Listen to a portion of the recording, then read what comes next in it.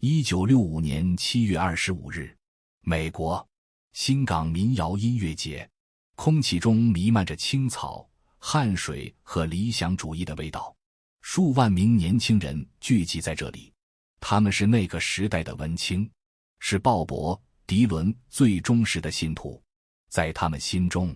迪伦不只是个歌手，他是一个符号，一个先知。他抱着一把木吉他，用沙哑的嗓音唱出反战、民权与诗歌。他是一个时代的良心。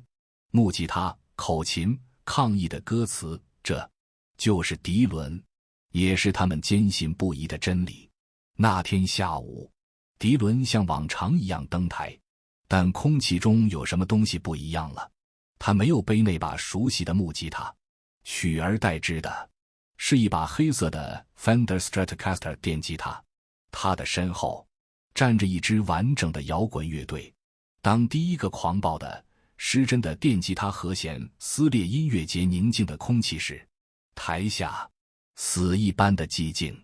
随即是巨大的、不敢置信的嘘声：叛徒，滚下去！犹大 Judas， 背叛耶稣的门徒。人们愤怒了，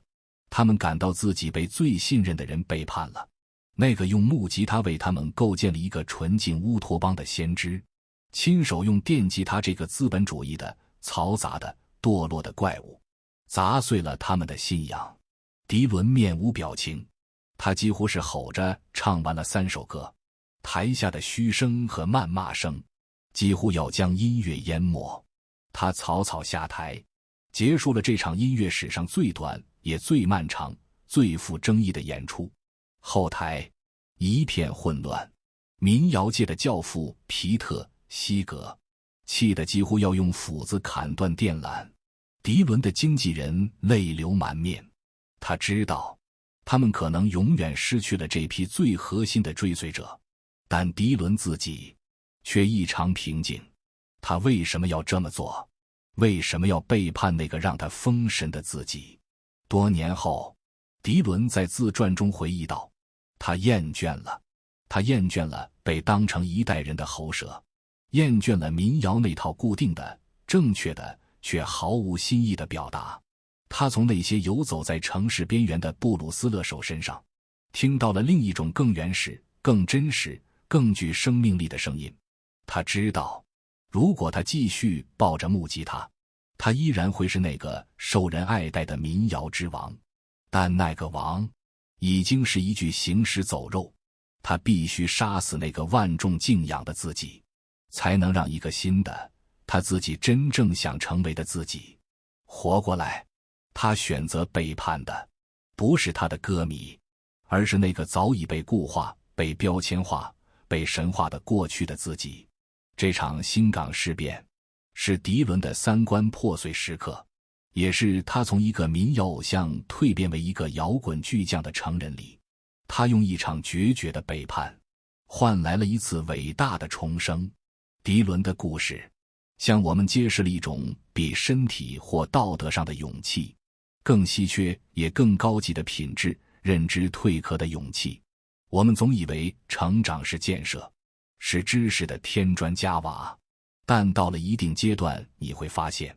真正的成长其实是破坏，是亲手摧毁你内心那些早已不合时宜的旧建筑的勇气。这些旧建筑就是我们曾经深信不疑的观念、赖以成功的经验，以及被外界和自我共同塑造的人设。他们曾是保护我们的盔甲，但随着时间的推移，盔甲会变成牢笼，困住一个人的从来不是无知，而是已知，是那些你早已习以为常，甚至引以为傲，却早已与真实世界脱节的旧地图。就像迪伦，如果他死守着民谣才是高尚的这张旧地图，他或许能安稳地享受一辈子民谣教父的尊荣，但音乐的世界将永远失去一位开天辟地的摇滚诗人。认知蜕壳之所以如此艰难，因为它本质上是一场自我背叛。它要求你公开承认，我过去信奉的东西可能是错的，这会带来巨大的痛苦。首先，是来自内部的自我攻击，你的大脑会本能地感到，是你自己正在被否定，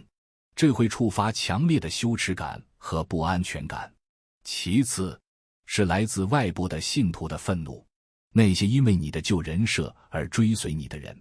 会感到被欺骗，他们会像新港音乐节的观众一样，给你贴上叛徒的标签，因为你的改变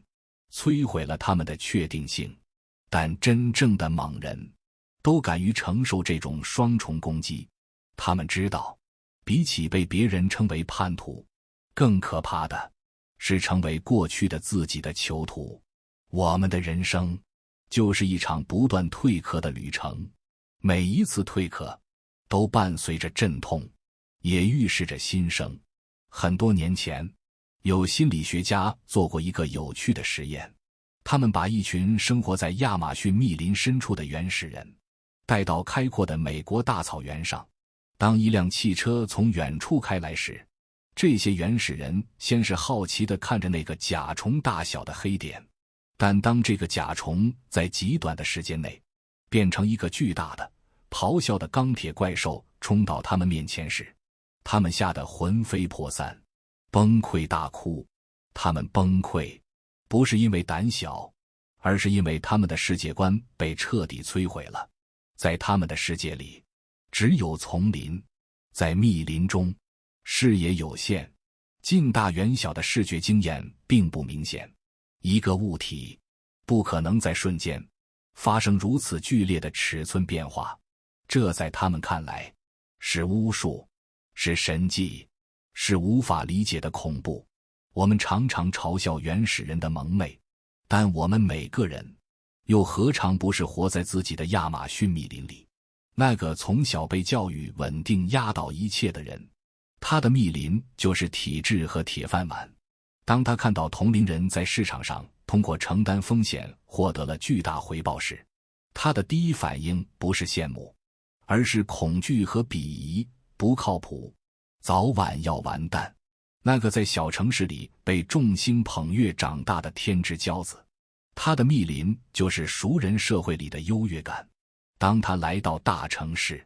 发现自己不过是茫茫人海中的普通一员时，他可能会陷入巨大的失落和自我怀疑。毕加索的伟大不在于他画得多像，而在于他敢于打碎像这个标准。当他在博物馆里看到粗犷扭曲的非洲原始雕刻时，他过去所学的让他引以为傲的古典主义透视法瞬间崩塌了。他没有捍卫自己正确的审美，而是选择了被污染。正是这次世界观的破碎，才诞生了颠覆整个艺术史的立体主义。不出走，你的眼前就是全世界；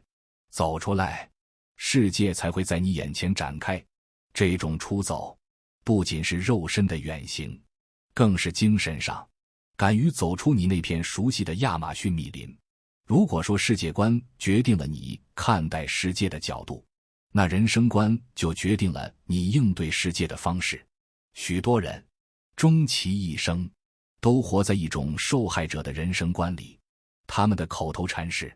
都怪我命不好，要不是因为他，我早就……这个世界太不公平了。他们把自己人生的不幸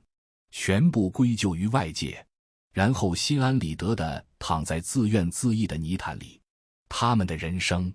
是一场被动的、消极的、等待被拯救的悲剧，而真正的成长始于你打破受害者这层脆弱的壳，主动切换到掌控者的人生观。这个转变的开关只有一句话：我的人生，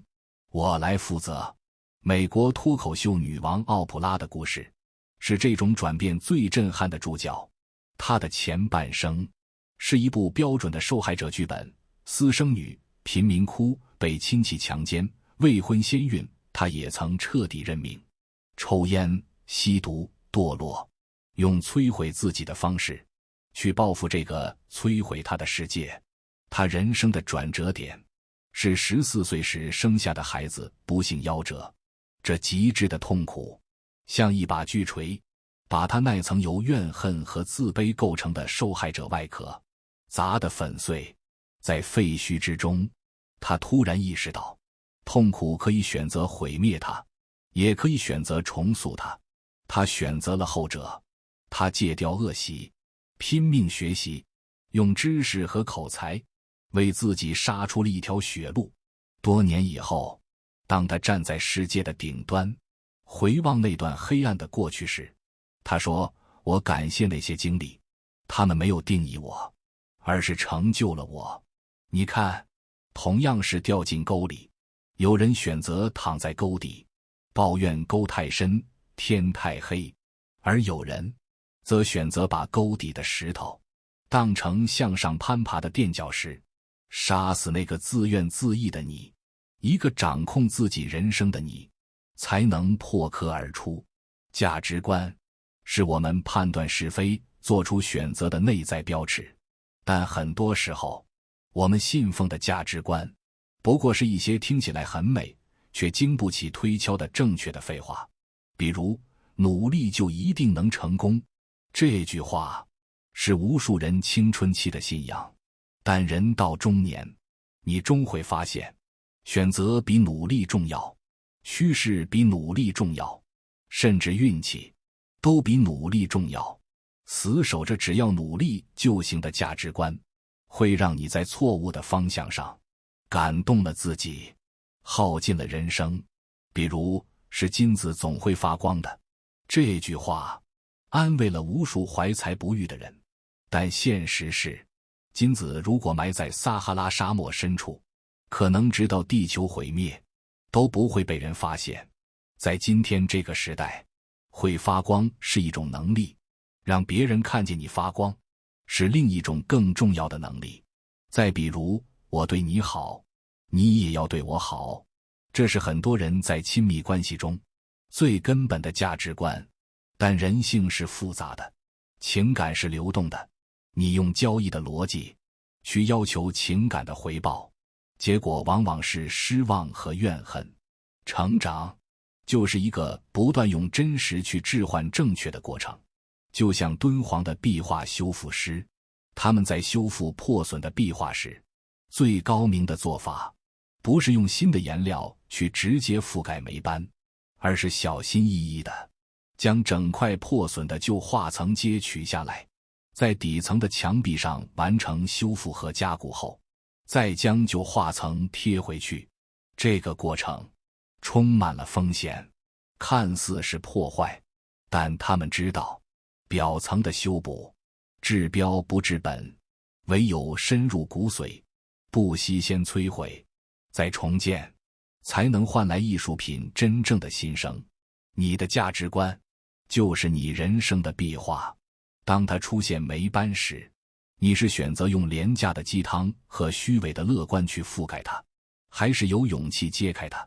直面底层的病灶？鲍勃·迪伦在那场惊世骇俗的背叛之后，并没有被口水淹没，他开启了自己全新的摇滚时代，创作出了像一块滚石这样被誉为20世纪最伟大单曲的作品。最终，他甚至获得了诺贝尔文学奖。历史证明，他那次背叛是他对自己也是对时代最大的一次忠诚。我们的人生或许没有迪伦那般波澜壮阔，但我们每个人都会在人生的某个节点迎来自己的新港时刻。那一刻，可能是你发现你引以为傲的技能在新技术面前已经一文不值。那一刻，可能是你发现你苦心经营多年的关系原来只是一场误会。那一刻，可能是你发现你一直以来的人生追求根本无法给你带来真正的快乐。在那个瞬间，你会听到来自四面八方的嘘声，有外界的嘲笑，也有内心的自我怀疑。请不要害怕，因为每一次三观破碎都是一次认知蜕壳的邀请。他在用一种激烈的方式提醒你，你的旧地图已经无法导航新的世界了。所以，请勇敢地去背叛那个日益僵化的自己，去读一本让你感到不适的书，去结交一个让你感到陌生的朋友，去尝试一件让你感到恐惧的事，主动的去为你坚固的认知堡垒开一扇窗。